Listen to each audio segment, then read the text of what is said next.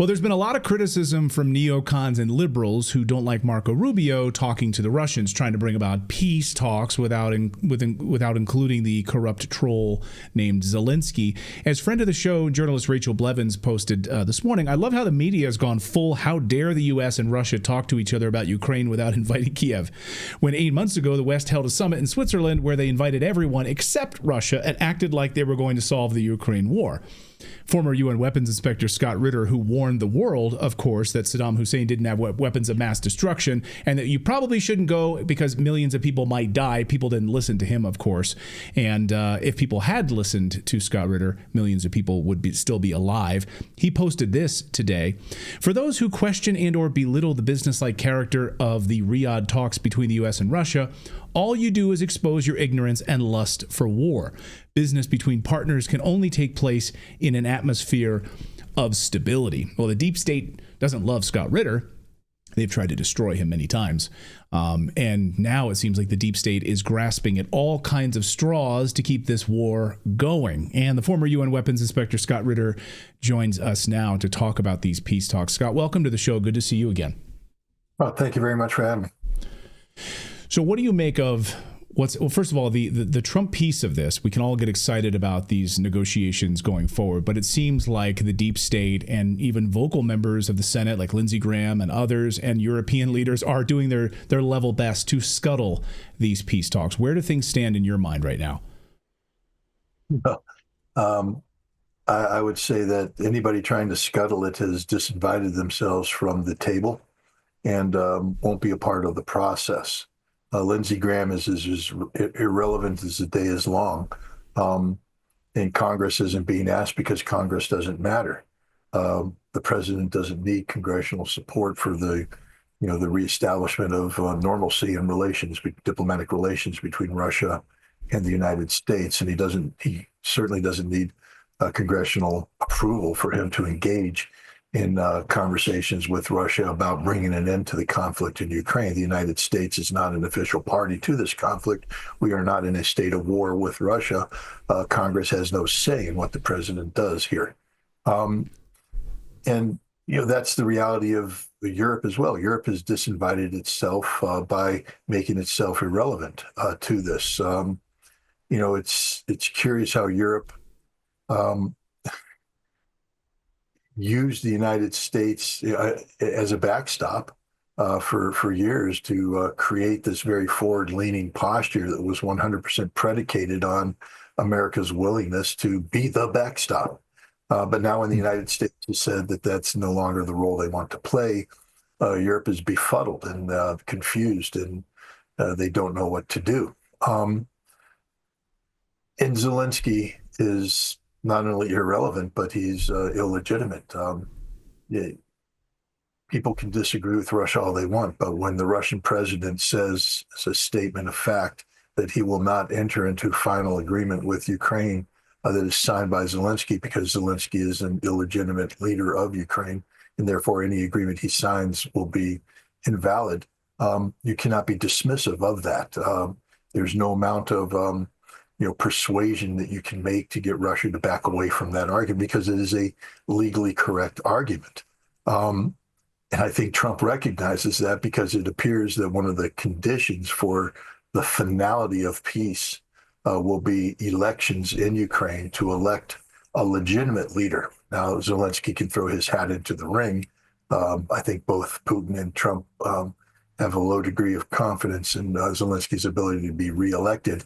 And they're hopeful that whatever new leadership emerges in Ukraine will be the kind of leadership that is more in agreement with bringing an end to this conflict than sustaining this conflict. Now, the way that Zelensky is behaving reminds me very much of when I was in the 4th grade and told my mom I was running away. And then I got about a block away and realized I had no food or money. So is this not showing the world that Zelensky has no power because he's pretending he can go it alone? What happens if he tries? Well, I actually just wrote an article on my Substack that delves into this question. Let's just be real here.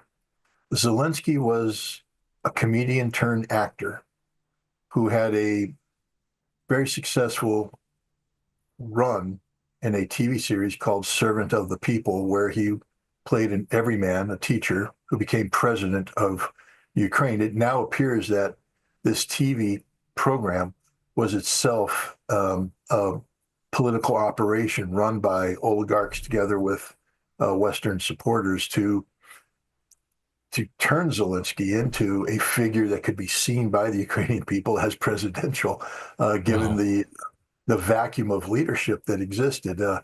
His series ran until March of 2018. At that time, his production company, I'm just being serious here, registered Servant of the People as a political party, Zelensky's political party. So he literally ran for president in a political party named after the television show that he starred in, where he played a president who came out of nowhere.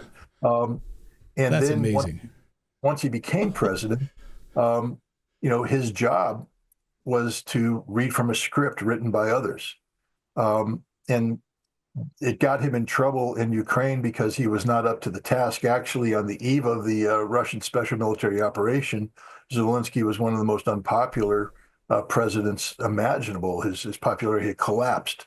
But then the war came, and a new team of producers and scriptwriters came in and took over the Zelensky show and turned him into a Winston Churchill type figure, the hero of democracy. And they used the war as a background to create this drama, this action-based drama that they sold to the American people, to the Europeans, as a vehicle to bring down Russia. And Zelensky's been reading from a script ever since. But as I say in my article, the production money's run out. The producers have found other shows to produce. The popularity of the show has waned, and it's time to bring an end to this drama. Zelensky's an actor, though, who believes he is the part that he is playing. He's denied a script, and you said, what is he doing? Right now, he's literally ad-libbing, and it's improvisation. And it's not working. He's alienating everybody. He's humiliated himself, and he's guaranteeing that whatever outcome there will be for Zelensky will be tragic. I don't think he will survive the coming weeks and months. This is a man who is on a downward spiral. I normally, and you know this, Clayton, I've been on your show many times, and I have almost never mentioned Zelensky's drug use.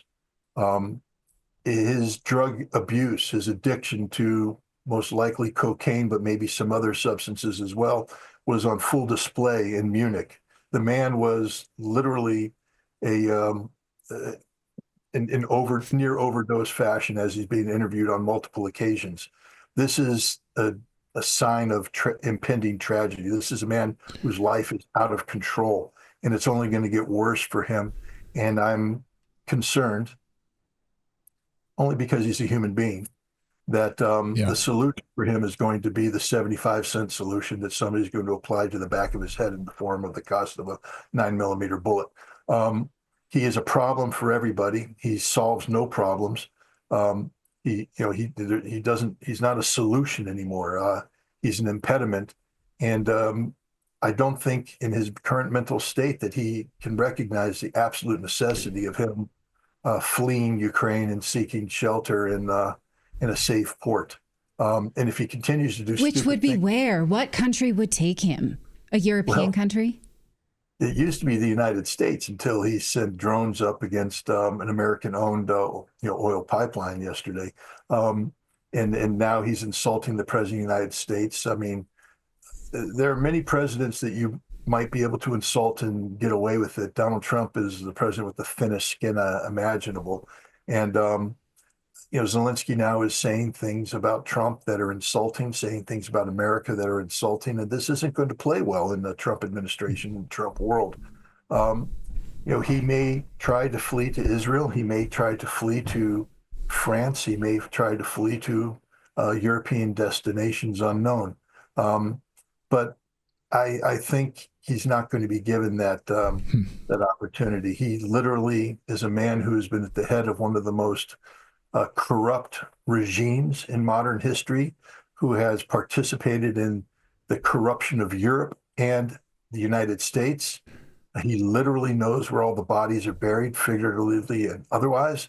And his continued existence would be a threat to too many people. So I'm afraid that he has sentenced himself to death. Yeah, maybe Emmanuel Macron and his husband would welcome him to Paris. It'd be interesting there. Scott, we'll get you out of here on this. You saw Erdogan today saying no Russian land grab. Any discussions of peace that don't involve Russia stepping back and handing back over what was eastern Ukraine, the area that carried out a genocide since 2014 against ethnic Russians.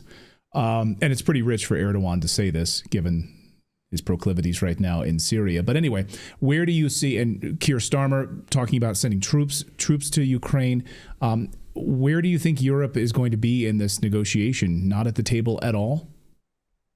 I think, first of all, with Erdogan, he needs to be very careful. Whatever leverage he thought he held over Russia in terms of, for instance, facilitating the continued sale of Russian gas to Europe through Turk Stream, et cetera, is about to disappear with the normalization of relations between the United States and Russia. Turkey will lose virtually every aspect of the geopolitical and economic influence that it had on Russia, where Russia would have to tolerate nonsense such as what Erdogan has said about Ukraine. Turkey is not a party to this conflict. Turkey can't move the needle one way or another here. And therefore, Turkey is irrelevant. Turkey will not be. Zelensky said that Turkey has to be at the table. Turkey won't be at the table. Turkey won't be part of this discussion. Europe won't be at the table of the main peace discussions. But as I think it was Rubio said today in a press conference, Europe has its own sanctions against Russia that are linked to this conflict. And therefore, for those sanctions to be lifted, Europe will have to sit down with Russia. And those discussions will have to take place. But it's interesting that he didn't link the lifting of European sanctions with the lifting of American sanctions, meaning that he is talking about two totally separate negotiations and creating the probability that the United States will conclude a peace treaty with Russia, independent of whatever agreement Russia eventually, undertakes with Europe. I think this is important. I think it's important for the United States to carve Europe out, because right now Europe is seeking to superimpose itself in parasitic fashion on the United States to impede our negotiations with Russia over Ukraine. The best way to bring the Europeans in line is to isolate them from that dialogue and then leave them, left to deal with the consequences of their behavior, meaning that if they want to go alone, then they have to pay the price that's associated with that. And it's a price that Europe cannot pay. They can't afford the military they would need to confront Russia unilaterally. European unity will dissolve instantly as European nations seek to take advantage of the rapprochement between the United States and Russia to jump in on, the economic, benefits of that, and Europe will collapse. And so I think Trump is playing that aspect of it, that Europe will be compelled to come to the table and normalize relations with Russia on terms that will be favorable to Russia. And it won't involve Europe trying to interfere with whatever the United States and Russia are able to come up with in terms of an agreement. Yeah, Europe is in real trouble right now. Scott Ritter, we always appreciate you joining us here on the show. Thank you so much for your insights and your stalwart defense of pushing for peace. And diplomacy. Yeah. Thanks as always, Scott. You get some I told you so. It's sort of ironic that you have a Marine yeah. who is a practitioner of war, suddenly being the face of peace and diplomacy. But hey, it's a brave new world, and it's a role I'm very happy to play. Right. Well, you've been playing it for many, many years and pushing for peace and trying to stop us from killing millions of people. Hopefully now you have receptive ears in Washington, D.C., we hope. Anyway, Scott, great to see you as always. Thank you, my friend. Thanks, Clayton. Thanks.